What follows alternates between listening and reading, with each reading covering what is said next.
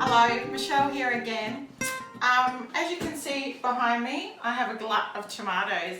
Now the challenge was, we were talking about the other day as to tomatoes being actually a fruit, and fruit equals dessert. Can tomatoes be made a dessert? So I've done some Googling and I've found a recipe called tomato dessert exotica, not to be confused with erotica, although this little guy could be kind of erotic if that's your fancy. It's from the Washington Post, but as always in isolation, we don't have the exact ingredients that you might have according to the recipe, so we'll give it a go. So what I've got first is I have some tomatoes where I've taken out the seeds with this teaspoon very gently, because you don't want to cut the outside because you want to make it like a little cut. So we'll cut around the outside, take that out. So there we go, got a little cut.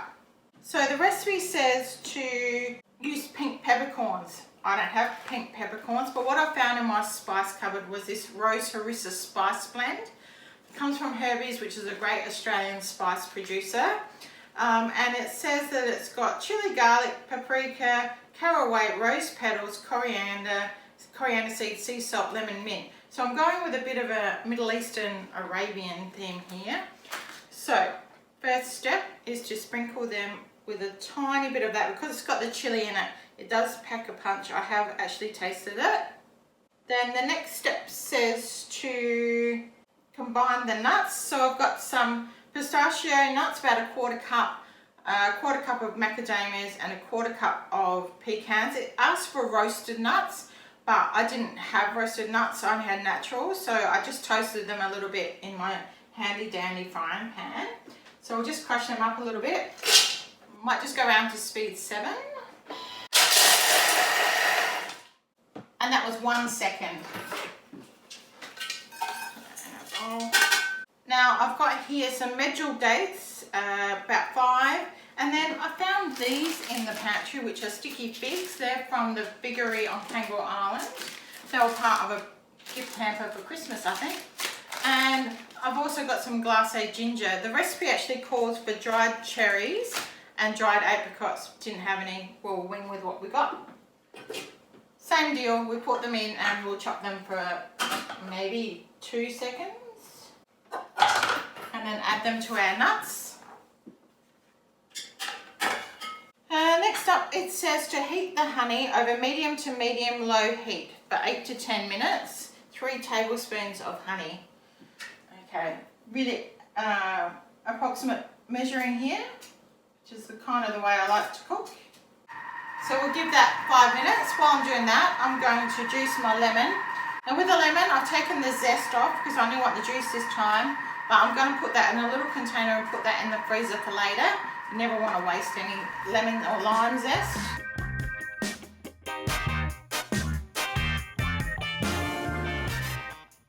So I've actually had to turn the temperature up on the Thermomix a little bit because it just wasn't getting that hot. So for the last minute, I'm just going to add in 4 tablespoons of butter and just melt that through. You want the honey to be warmed up and a little bit caramelized.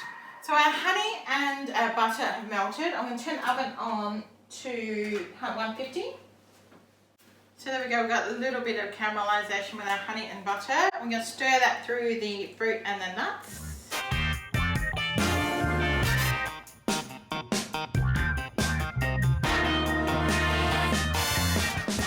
Then we add in lemon juice, so a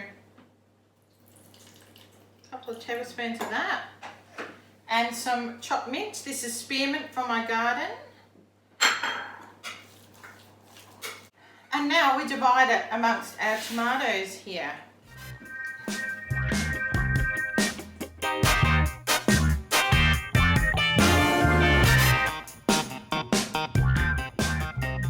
So there we have our stuffed tomatoes. I'm just going to pop them in the oven for about 15 minutes and wash my hands.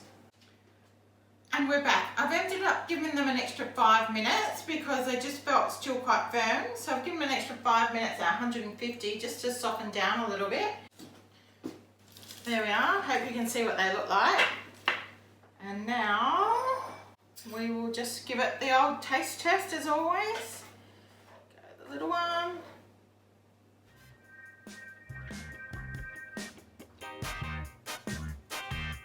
Actually, that's really rather nice. I was quite surprised.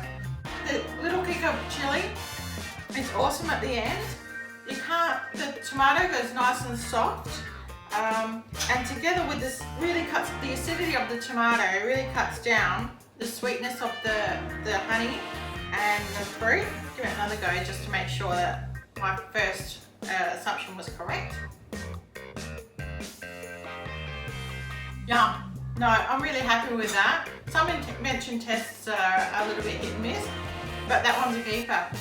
So if you weren't in isolation and we could have gatherings, I'd invite everyone around to have a go at the tomato dessert Exotica. See you next time. Bye.